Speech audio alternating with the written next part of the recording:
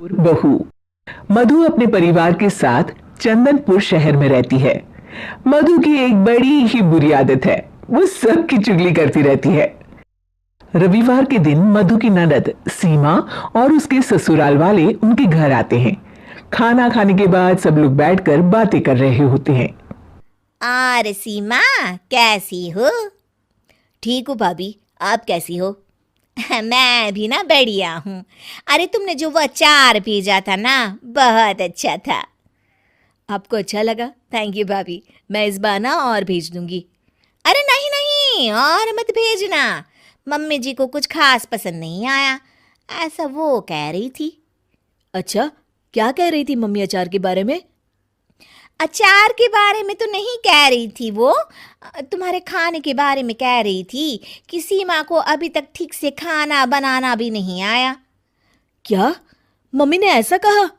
हाँ, पर कोई नहीं ना सीमा, तुम बुरा मत मानो, मुझे तो अचार बहुत पसंद आया। हाँ, मम्मी को तो मेरा कोई काम पसंद ही नहीं आता, मेरे हर काम में बस कमियां ही ढूंढती रहती हैं।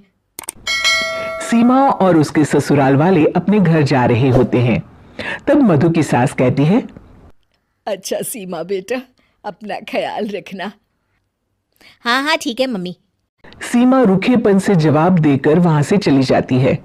अरे सीमा को क्या हो गया बहू? कुछ कहा क्या उसने?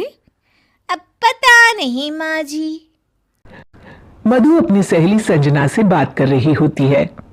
अरे तुझे पता है, मैं ना शीला की पार्टी में गई थी उस दिन, तेरे बारे में पता नहीं वो लोग क्या क्या बातें कर रहे थे, मुझसे तो सुना भी नहीं गया। हाँ। अच्छा, क्या कह रहे थे वो लोग? शीला कह रही थी कि जब भी मैं संजना को पार्टी में बुलाती हूँ वो आती ही नहीं, उसे पैसों का बड़ा घमंड है भाई।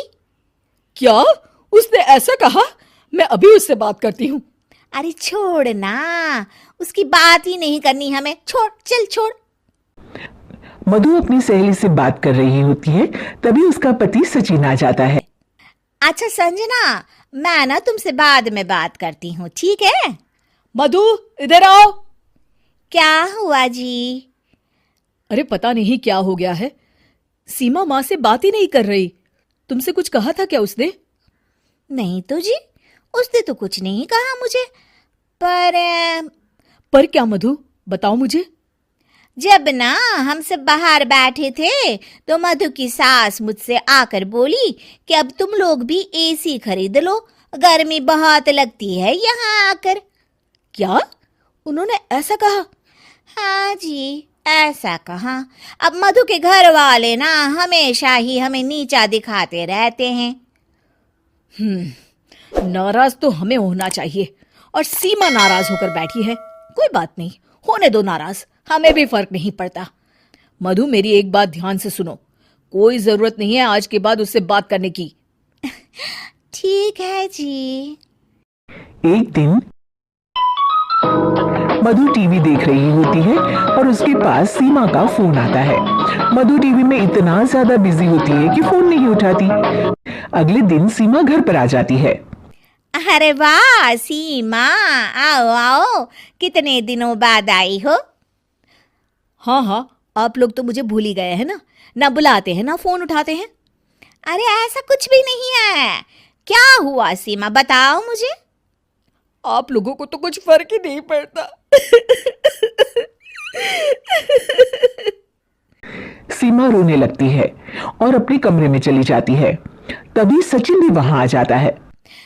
रुकिए जी, मैं बात करती हूँ सीमा से।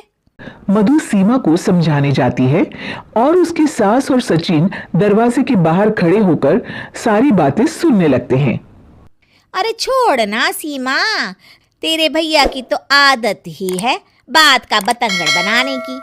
मैंने उन्हें बताया भी कि सीमा के घर वालों को गर्मी लगती है, जब वो लोग आते हैं तो हमें एक एसी ले लेना चाहिए, तो उसमें भड़क गए, कहने लगे उन्हें अपनी अमीरी पर बड़ा घमंड है।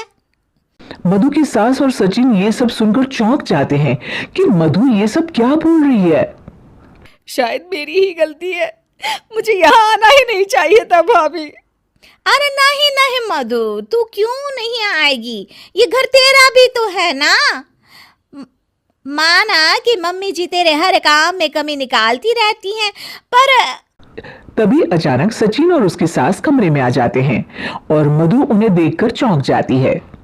मम्मी जी, मैं ना सीमा को बस समझा रही थी कि वो कहीं ना जाए।